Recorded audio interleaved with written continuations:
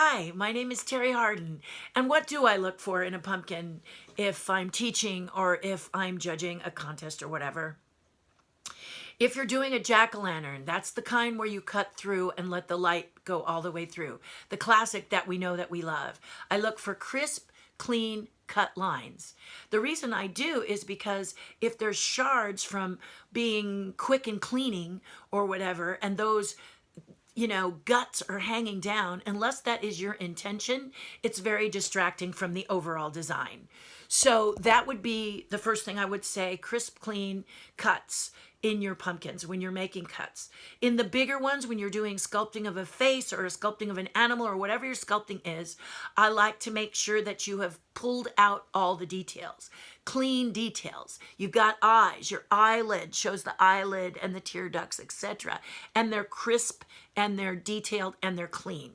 That's what I really, really like. A crisp, clean, well executed pumpkin, if you will. If you're going to add something, put something attaching to it, I want to make sure that the joint has a nice seamless joining. I don't want to see the skewers that you might use to attach it, whatever you use to attach it, whatever you use to incorporate. If you're incorporating eyeballs or something that are not sculpted from the pumpkin, then I want to make sure that it looks like it's a part of the pumpkin. No matter what you add, I want it to look like it's completely a part to the pumpkin. So you don't want to see any gaps. You don't want to see any spaces. And if you're going to light it, you don't want to see any light coming in between that as well. And then finally, edit. By that, I mean that if your design is over thought out and you can't step back and look at it and get the whole story without you having to explain it. Now, I know you'll probably have the chance to explain it, but my point is, if you don't have to explain it, if we can see it, the story, by looking at it, that's a properly edited pumpkin. Okay, so that's what I like, because your time is going to be tight. So you don't want to overthink what you're doing. Keep it simple, keep it clean, keep it crisp. But that being said, it has to be amazing.